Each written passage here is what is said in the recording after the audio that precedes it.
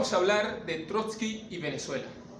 Como es sabido, León Trotsky murió asesinado en agosto de 1940 en México por un agente encubierto al servicio de la burocracia stalinista de la URSS. Con este hecho, la casta gobernante completaba la serie de asesinatos con que resolvía criminalmente la durísima lucha política entablada al interior de la Unión Soviética y más allá de sus fronteras. Luego del triunfo de la Revolución Rusa, los siguientes procesos revolucionarios que se dieron por esos años fueron derrotados: Hungría, Italia, Alemania un par de veces, más tarde China. Todo esto condujo al aislamiento de la Rusia devastada y atrasada económicamente, con las masas extenuadas por los largos años de guerra y múltiples penurias, primero la guerra mundial, luego la interna. Gran parte de los cuadros obreros bolcheviques murieron en la guerra civil. Todas estas circunstancias produjeron un profundo cambio en las fuerzas sociales. Se fue desarrollando una casta burocrática que fue consolidando su propio poder a expensas del retroceso de las masas, expropiándoles el lugar que éstas habían ocupado en los primeros años del triunfo revolucionario, sustituyendo la democracia de los soviets, los consejos de obreros y campesinos, por un régimen policíaco que descabezó incluso al propio partido que hizo posible la revolución. La gran mayoría de los dirigentes del Comité Central del Partido Bolchevique, que en 1917, junto a Lenin y Trotsky, hicieron posible el triunfo de la revolución, murieron asesinados o en las cárceles por decisión de esa burocracia, gran parte de la cual, por cierto, no formaba parte del Partido Bolchevique cuando éste condujo a la victoria en octubre, ni durante los primeros años de la revolución. Y si esta fue la suerte de la dirección del partido, aguas abajo se expresó en la persecución y encarcelamientos en masa de decenas de miles de militantes revolucionarios. También fue esa burocracia la que se inventó lo del socialismo en un solo país. Y es en este marco que se desarrolla la lucha política entre la nueva casta gobernante y los revolucionarios que por izquierda se oponían a la burocratización, se oponían al abandono de la lucha por la revolución socialista internacional. Trotsky era el máximo exponente de esta oposición por izquierda, que propugnaba el desplazamiento de la burocracia a manos de una nueva revolución que conservara las bases socializadas de la economía, sin capitalistas, pero transformara profundamente el régimen político, retornando a la democracia de los soviets. Ahora bien, como dijimos, queremos hablar de Venezuela. Este preámbulo sería, como se dice, para poner en contexto sobre la figura de quien tomamos sus ideas, que no solo jugaron un papel en la historia revolucionaria del siglo XX, sino que conservan mucha actualidad para las luchas del presente. En este video nos vamos a centrar solo en algunos aspectos.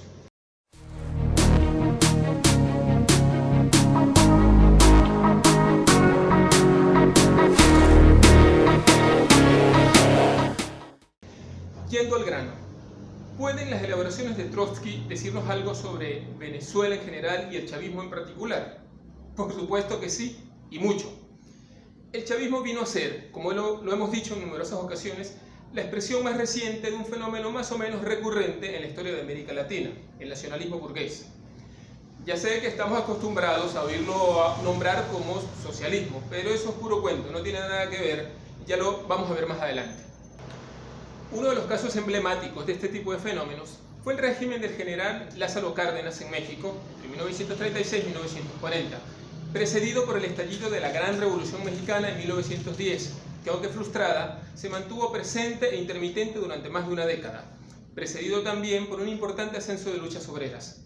En medio de una crisis económica y social, antecedida por los duros impactos de la Gran Depresión de los años 30, y estando las potencias preparándose para una nueva guerra mundial, Cárdenas, además de dar nuevos pasos en la reforma agraria, en 1937 estatizó 100% los ferrocarriles, que eran propiedad mixta.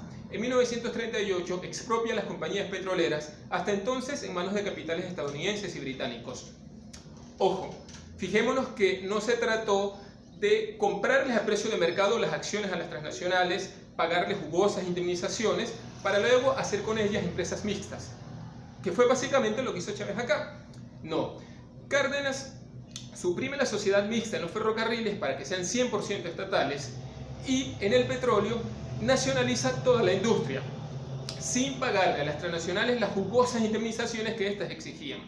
Por supuesto, los capitales imperialistas estadounidenses y británicos pegaron el grito en el cielo, le impusieron un boicot petrolero, acusaron a Cárdenas nada más y nada menos que de hacerle el juego al fascismo alemán, por supuestamente privarlos a ellos del petróleo mexicano, cuando eran ellos los que le imponían el boicot a México.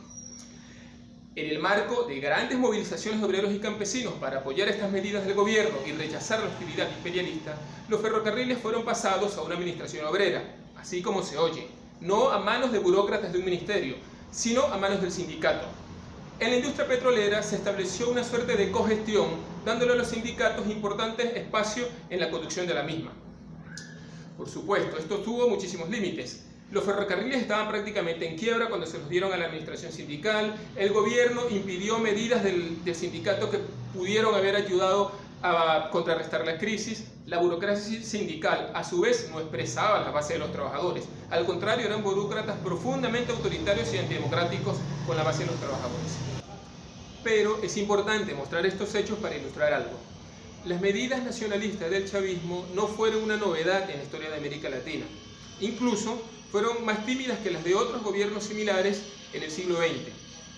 Por ejemplo, en Perú, entre 1968 y 1975, Velasco Alvarado expropió también las compañías petroleras, las minas, el acero, que estaban en manos extranjeras, dispuso que las empresas privadas compartieran parte de sus ganancias y sus acciones con los trabajadores, etc.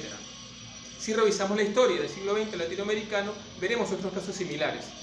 Precisamente, allí entra la importancia de las definiciones y aportes de León Trotsky. Analizando el cardenismo, Trotsky escribió: en los países industrialmente atrasados, el capital extranjero juega un rol decisivo. De ahí la relativa debilidad de la burguesía nacional en relación al proletariado nacional.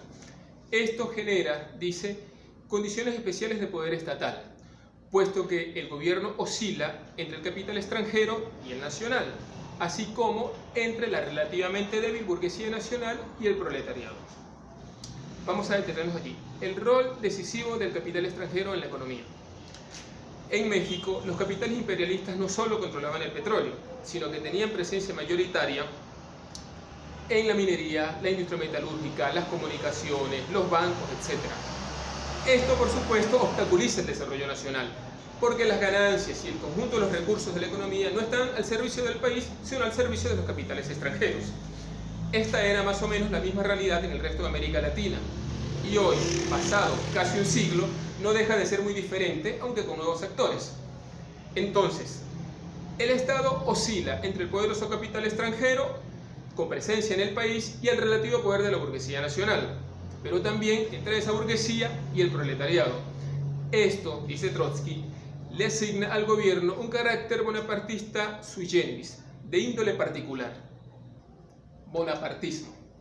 Para decirlo de manera simplificada, en la tradición del marxismo, tomando como referencia el régimen de Luis Bonaparte a mediados del siglo XIX en Francia, se designa así a regímenes en los que, a decir de Engels, el Estado como mediador aparente en el conflicto entre las clases adquiere cierta independencia momentánea, sin que en apariencia obedezca a los intereses de ninguna clase en particular.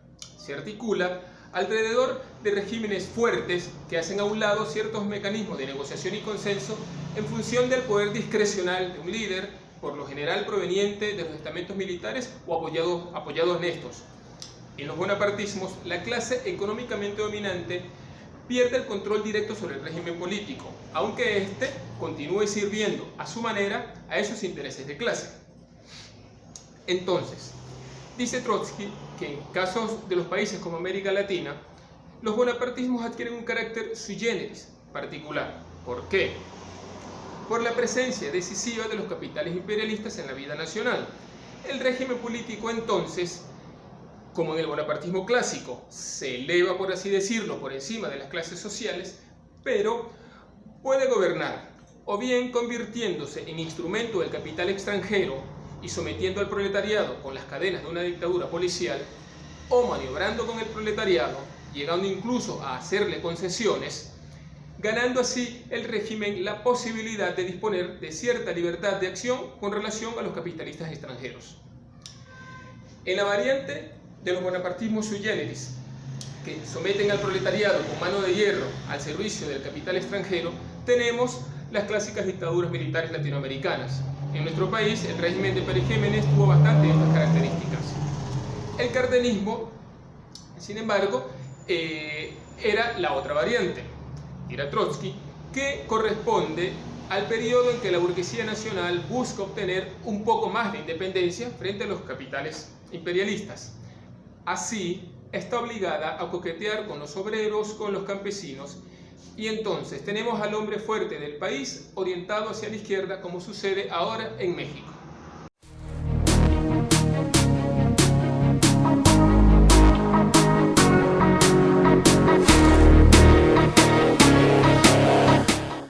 Esta definición es de mucha utilidad para comprender el régimen de Chávez. En nuestro país es indiscutible la presencia decisiva del capital extranjero a lo largo del siglo XX, no solo en petróleo y gas, también en la banca, el sector automotriz, la minería, la industria de la construcción, químico-farmacéutica, de la alimentación, etc. Históricamente, nuestra economía se configuró en función de las necesidades de esos capitales y no de las necesidades del país, que lo fundamental seguía sumido en el subdesarrollo. Con la ofensiva privatizadora en los 90, el capital extranjero avanzó en la banca, la siderurgia, las telecomunicaciones, las cementeras, el servicio de electricidad. A su vez, es claro que con Chávez el régimen político desarrolló esas características de cobrar cierta autonomía con relación a las clases sociales, sin que, en teoría, ninguna le dictara la pauta. Tuvimos al hombre fuerte de la nación tomando algunas medidas nacionalistas, estatizando algunas empresas o renacionalizando las que habían sido entregadas al capital extranjero en los 90, disponiendo de una considerable libertad de acción frente a los capitales imperialistas al apoyarse en la movilización de las masas, a las cuales a su vez les hizo concesiones económicas y sociales.